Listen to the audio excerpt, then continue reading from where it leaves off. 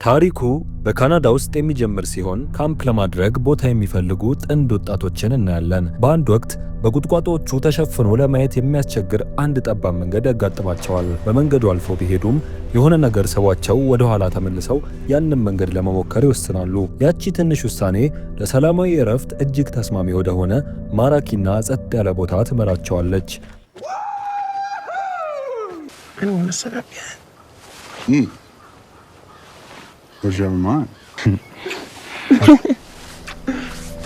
በአካባቢው ባለው ጸጥታ እየተዝናኑ ሳለ ያ ሰላም ግን ብዙም አይቆይም። በሩቅ በኩል የጦር መሳሪያ የታጠቁ አጠራጣሪ ሰዎች ወደ እነርሱ ሲመጡ ይታያል። ወጣቱም ምናልባት ነገሩን እንደ ተራ ነገር በመቁጠር ወደ እነርሱ ይሄዳል። ይሁን እንጂ ነገሮች ሁሉ ከቁጥጥር ውጭ ይሆናሉ። ሰዎቹ ያለምንም ማመንታት ጥቃት ይሰነዝራሉ። ሴቷን ጠልፈው ይወስዷታል። ወጣቱንም መተው ራሱን እንዲስት ያደርጉታል። ከዚያች አንዲት የጥቃት ቅጽበት ጀምሮ ሁሉም ነገር ይለዋወጣል። ይህ ፊልም ዋን ማይል ቻፕተር 1 ይባላል። ታሪኩ በመቀጠል በሴቶች የእግር ኳስ ውድድር ላይ ወደምትሳተፈው አሌክስ ወደ ተባለች ታዳጊ ወጣት ይሸጋገራል። ከሜዳው ዳር ደግሞ የቀድሞ የልዩ ኃይል ወታደርና የአሌክስ አባት የሆነው ዳኒ ቤኬትን እናገኘዋለን።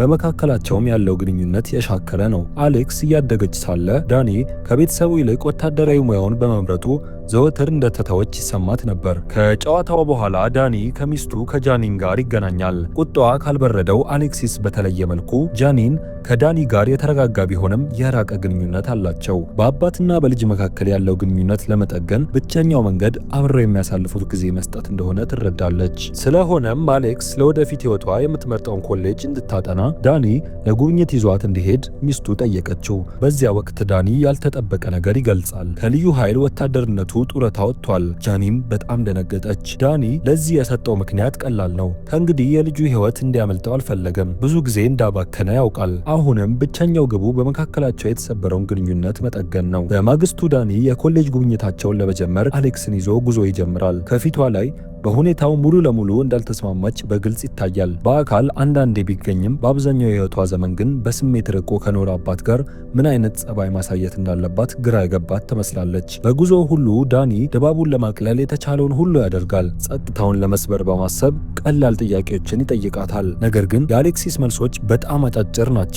አብዛኛውን ጊዜ በመስኮት ወደ ውጭ እያየች በራሱ ሀሳብ ትዋጣለች። መንገድ ላይ ነዳጅ ማደያ ሲቆሙ ዳኒ እንደገና ለመቀራረብ ይሞክራል። በዚህ ጊዜ ስለ ማህበራዊ ሚዲያ ያነሳል። ብዙም ሳያስብበት በውጭ ሀገር ተሰማርቶ በነበረበት ወቅት ጊዜ ለማሳለፍ አልፎ አልፎ ዩቲዩብ ይመለከት እንደነበር ይነግራታል። ይህ የእምነት ቃል ግንኙነታቸውን ከማቅለል ይልቅ ነገሩን ይበልጥ ያባብሰዋል። አሌክስ ይሰማታል። ያንን ሁሉ ጊዜ የኢንተርኔት አገልግሎት ካለው ለምን አንድም ቀን ሊያገኛት አልሞከረም? ዳኒ ራሱን ለማስረዳት ቢሞክርም እርሷ ግን ምንም አይነት ሰበብ የመስማት ፍላጎት የላትም። አሌክስ ዳኒ አሁንም መሳሪያ ይዞ እየተንቀሳቀሰ እንደሆነ ስትጠረጥር በመካከላቸው ያለው ውጥረት እንደገና ይነሳል። መሳሪያውን እንዲያስቀምጥ ትጠይቀዋለች። እርሱም ከኩራት ይልቅ ሰላምን በመምረጥ ጥያቄዋን ይቀበላል። ብዙም ሳይቆይ የመጀመሪያው ኮሌጅ ይደርሳሉ። ዳኒ አካባቢው እንግዳ ይሆንበታል። ምን ማድረግ እንዳለበትም ግራ ይገባዋል። አሌክስ እንዳያስፈራትና ለትምህርቱ ቁም ነገር እንዳላት ለትምህርት ቤቱ እንዲያሳይላት ታሳስበዋለች። የሪሴፕሽን ሰራተኞች ስለ ፍላጎቷና ልታጠናው ስላሰበችው የትምህርት አይነት ሲጠይቋት ዳኒ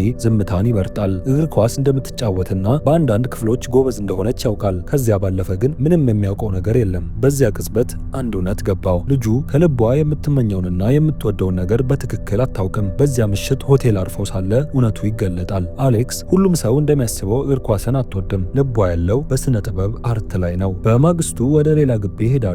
ነገር ግን አሌክስ አሁንም ምንም ፍላጎት አይታይባትም። ከዚያም በድንገት ትኩረቷን ወደ ሳበው አንድ የስነ ጥበብ ትምህርት ቤት እንዲወስዳት ዳኒን ትጠይቀዋለች። ይህንንም ለውጥ እናቷ እንድታውቅባት እንደማትፈልግ በግልጽ ተናግረዋለች። ጉዟቸውን በመቀጠል ከታቀደው በላይ ርቀው ይሄዳሉ። ምሽት ሲቃረብ የሚያርፉበት ቦታ መፈለግ እንዳለባቸው ይረዳሉ። በሚያሳዝን ሁኔታ በአቅራቢያው ያሉ ሆቴሎች በሙሉ ተይዘዋሉ። ዳኒ ሁኔታውን ለማረጋጋት በመሞከር የሚያድሩበት ሆቴል ካላገኙ ካምፕ ለማድረግ የሚያስፈልጋቸው ቁሳቁስ ስላላቸው ድንኳን ጥለው ማደር እንደሚችሉ ይነግራታል። ነዳጅ ለመቅዳትና ጥቂት ቁሳቁሶችን ለመግዛት እንደገና ይቆማሉ። ዳኒ ከገንዘብ ተቀባይዋ ጋር ስለ ሆቴል መረጃ ሲጠየቅ አሌክሲስ ወደ መጸዳጃ ቤት ተመራለች። እዚያም ተገቢ ያልሆነ ጸባይ የሚያሳይና ምቾት ምቾት የሚነሳት አንድ እንግዳ ሰው ያጋጥማታል። በፍጥነት ወጥታ ወደ አባቷ ትመለሳለች። እስከዚያው ድረስ ገንዘብ ተቀባይዋ ዳኒ ቀደም ሲል የሰማውን ነገር ደገመችለት። እንደዚህ ባለው የሳምንት መጨረሻ ባዶ ክፍል ማግኘት የማይቻል እንደሆነ ትነግረዋለች። ይልቁንም ካምፕ እንዲያደርጉ በመጠቆም በአቅራቢያው የሚገኝ ቦታ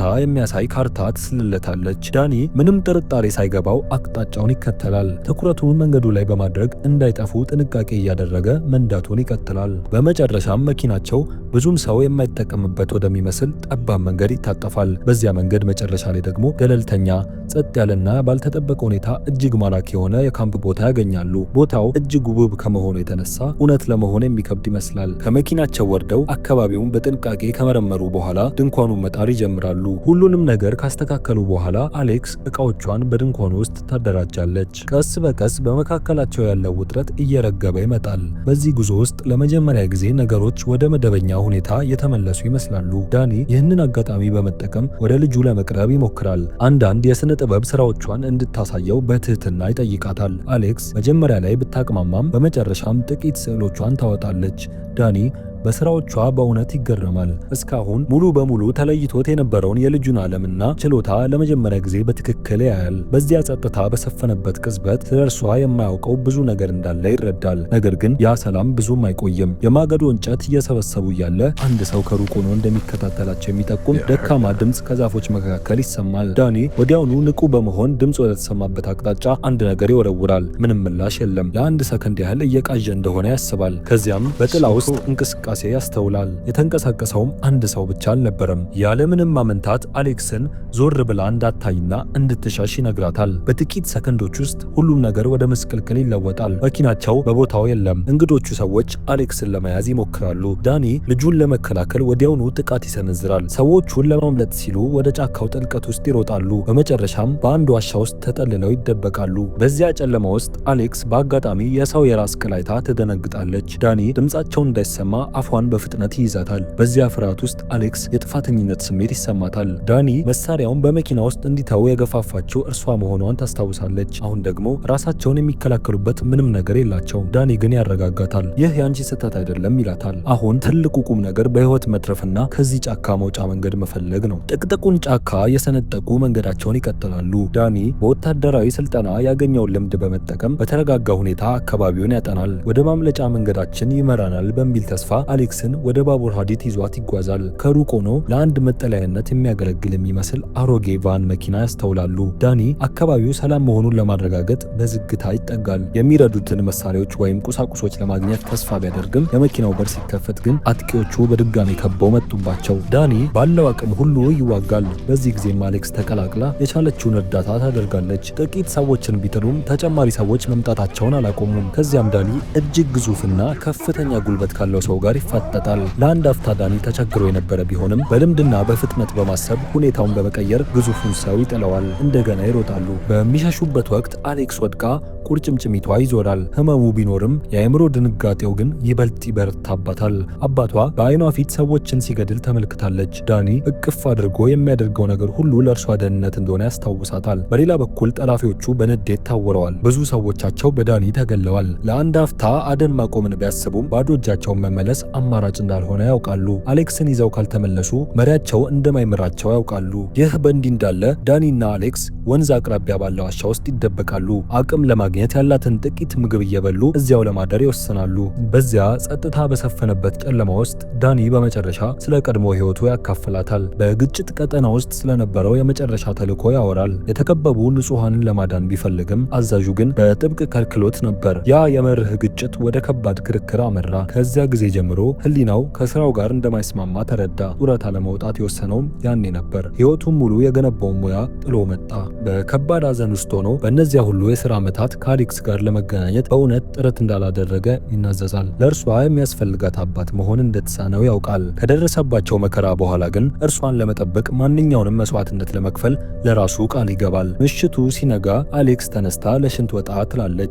ዳኒ ብዙም እንዳትርቅ ያስጠነቅቃታል። ነገር ግን አዳኞቹ ቀድሞውኑ እንደተጠጓቸው ሁለቱም አልተገነዘቡም ነበር። አሌክስ ሽንቷን ለመሽናት አመቺ ቦታ ስትፈልግ ትላንት ሲያሳድዷቸው የነበሩት ሰዎች በድንገት ታያለች። በዚያ ቅጽበት ዳኒ ከበስተጀርባው ጥቃት ይሰነዘርበታል። ብርቱ ግብግብ ተጀመረ።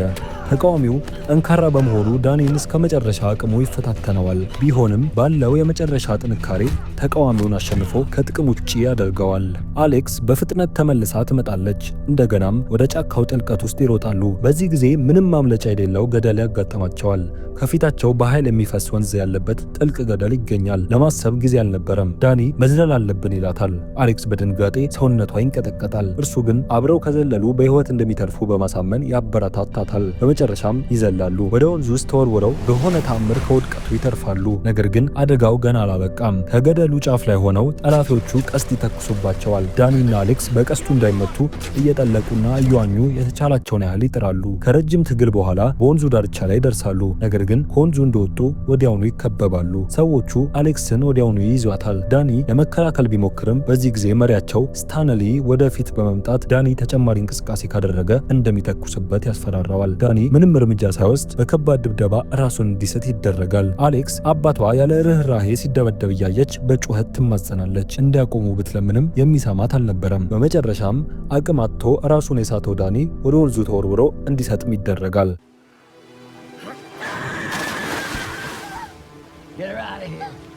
ከጥቂት ቅጽበቶች በኋላ በውሃ ውስጥ በከፊል ራሱን ስቶ የነበረው ዳኒ የሚስቱን ቃላት ያስታውሳል። ምንም ቢፈጠር ምንም አሌክስን ጠብቃት ያለችው ድምፅ። ያ ትውስታ በውስጡ አዲስ ወላፈን ይጭራል። ራሱን አስገድዶ እንዲነቃ ያደርገዋል። እየታገለ ወደ ወንዙ ዳርቻ ይወጣና ራሱ ያለውን ቁስል ይፈትሻል። ቁስሉ የሚያም ቢሆንም ገዳይ ግን አልነበረም። ዳኒ ትንፋሹ እየተቆራረጠ የሆነውን ሁሉ ያስባል። አይምሮውን በማረጋጋት የወንዙን ዳርቻ ይመረምራል። ከዚያም ጠላፊዎቹ የተዉትን ኮቴ በመከተል ፍለጋውን ጀመረ። በዚያ ሰዓት አሌክስ ገለልተኛ ወደ አንድ ቤት ትወስዳለች። በቤት ውስጥ የስታንሊ ቡድን ሰለባ የሆነች ሌላ ሴት ትገኛለች። ሴትዮዋ ሙሉ ለሙሉ ተስፋ የቆረጠች ትመስላለች። ማምለጥ እንደማይቻልና አሌክስም እጣ ፈንታውን መቀበል እንዳለባት ትነግራታለች። ብዙም ሳይቆይ ስታንሊ ይመጣል። የተረጋጋ ቢሆንም የሚያስፈራው ስታንሊ ለአሌክስ ጉዳት እንደማይደርስባት ያረጋግጥላታል። በመቀጠልም እውነተኛ ፍላጎቱን ይናገራል። የእሱ ጎሳ አባላት የሆኑ ሴቶች መውለድ ስላቆሙ የእርሱን ዘር ለማስቀጠል አሌክስን ሊጠቀምባት አቅዷል። አሌክስ ግን ለመገዛት ፈቃደኛ አይደለችም። ትንሽ ፋታ ስታገኝ ስታንሊን አጥቅታው የምትችለውን ያህል በፍጥነት መሮጥ ጀመረች። ይህ በእንዲህ እንዳለ ዳኒ የስታንሊ ሰዎች ወደ ተሰበሰቡበት መንደር ይደርሳል። ተገቢውን ቅጽበት ለመጠበቅም አካባቢውን በጥንቃቄ ይቃኛል። አመቺ አጋጣሚ ሲያገኝ ያለምንም ማመንታት ጥቃት ይሰነዝራል። የስታንሊ ሰዎች አንድ በአንድ መውደቅ ይጀምራሉ። ውጊያውን በፍጥነት ወደ ከባድ ጭካኔ ይቀየራል።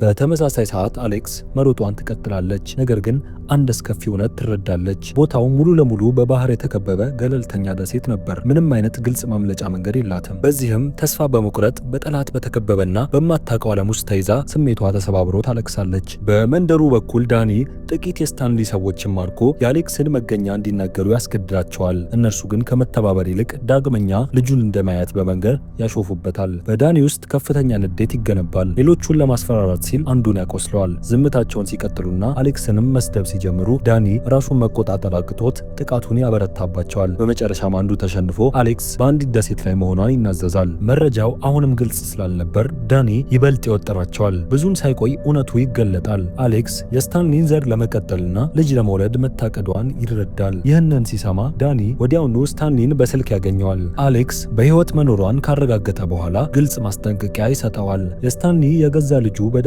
እጅ መሆኑንና በአሌክስ ላይ ምንም ነገር ቢፈጠር ውጤቱ አስከፊ እንደሚሆን ይነግረዋል። ይህ ዛቻ ስታንሊን ያናደዋል። ዳኒ ዝም ብሎ እንደማይፎክር ያውቃል። ስታንሊ ልጁን በሰላም እንዲረከብ ከፈለገ አሌክስን ይዞ በራሱ እንዲመጣ ያዘዋል። ብዙም ሳይቆይ ስታንሊ ከሰዎቹ ጋር በተባባሉበት ቦታ ይደርሳል። ዳኒም ከባድ ፍልሚያ የማይቀር መሆኑን ተረድቶ ቀድሞኑ ተዘጋጅቷል። በመጨረሻም ሁለቱ ወገኖች ፊት ለፊት ተፋጠጡ። ስታንሊ አሌክስን ይዞ ወደፊት ሲመጣ ሰዎቹ በውጭ እንዲቆዩ አዘዘ። ድባቡ እጅግ ውጥረት የነገሰበት ነበር። ዳኒና ስታንሊ ስምምነቱ በፈረሰበት ቅጽበት እርምጃ ለመውሰድ ተዘጋጅተው እርስ በርስ ሽጉጥ ተደቃቅነዋል። ዳኒ የስታንሊን ጠማማ ምክንያት ሊረዳው አልቻለም። ስታንሊ ግን ራሱን እንደ ሌላ ሰው ነው የሚያየው። በአካባቢው ላይ ያሉ የኬሚካል ፋብሪካዎች የሚለቁት ጭስ በዚያ ያሉ ሴቶች በሰላም እንዳይወልዱ አድርጓቸዋል ብሎ ያምናል። በእርሱ አእምሮ ከውጭ ሴቶችን ጠልፎ ማምጣት ጎሳው እንዳይጠፋ የሚያደርግ ብቸኛው መንገድ ነው። ለረጅም ደቂቃዎች ከቆየ አስጨናቂ ፍጥጫ በኋላ ስታንሊ በመጨረሻ አሌክስን ለዳኒ አስረከበ። በዚያ ቅጽበት የገዛ ልጁን በሕይወት መኖሩን አረጋገጠ። ለአንድ አፍታ የልውውጥ ሂደቱ እንደታቀደው እየሄደ ያለ ይመስል ነበር። ነገር ግን ከዳኒ ጀርባ ስታንሊ ለሰዎቹ ዝግጁ እንዲሆኑ በምስጢር ምልክት ሰጠ። አሌክስን በሰላም የመልቀቅ ፍላጎት ጨርሶ አልነበረውም። ስታንሊ ያልተረዳው ነገር ቢኖር ዳኒ ክህደት እንደሚመጣ ቀድሞ ይጠብቅ እንደነበር ነው። ሁኔታው እንደተለወጠ ዳኒ ቀድሞ እርምጃ ወሰደ። አስከፊ ግብግብ ተጀመረ። ስታንሊ በእድሜ ቢገፋም እጅግ ጠንካራና በቀላሉ የማይበገር ሆኖ ተገኘ።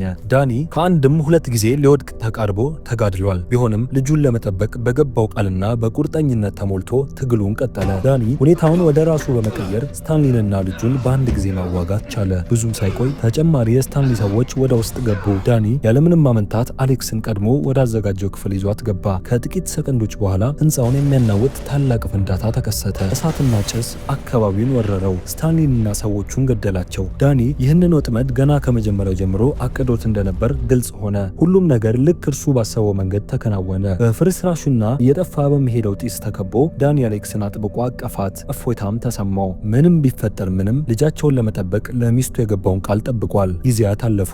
አሌክስ በአንድ የሥነ ጥበብ ኮሌጅ ተቀባይነት አገኘች። በመጨረሻም በአንድ ወቅት ደብቃው የነበረውን ህልሟን መከተል ጀመረች። ሚስቱ ጃኒ ለልጇ መጀመሪያ ላይ ሌላ የተሻለ ነገር ተመኝታላት ነበር። ነገር ግን የአሌክሲስ የወደፊት ህይወት በራሷ ፍላጎትና ተሰጥኦ መቃኘት እንዳለበት ተረዳች። እንደ እናት ልጇን ለቃ መሸኘት የራሱ የሆነ ሐዘን ቢኖረውም አሌክስ ጠንካራና በራሷ የምትተማመን ሴት ሆና ስታድግ በማየቷ ግን ኩራት ይሰማታል። ከሁሉም በላይ ግን በአሌክስና በዳኒ መካከል ያለው ትስስር ከምንጊዜውም በላይ ጠንክሯል። ነገር ግን ሁለቱም የሚያውቁት አንድ አስደንጋጭ ነገር አለ። በዚያች ምሽት በነበረው የቦምብ ፍንዳታ ስታንሊ ህይወቱ ተርፏል። በቃጠሎውም አካሉ ተጎድቶና ጠባሳ ወጥቶበት ለመበቀል አመቺ ጊዜውን በትዕግስት እየጠበቀ ነው።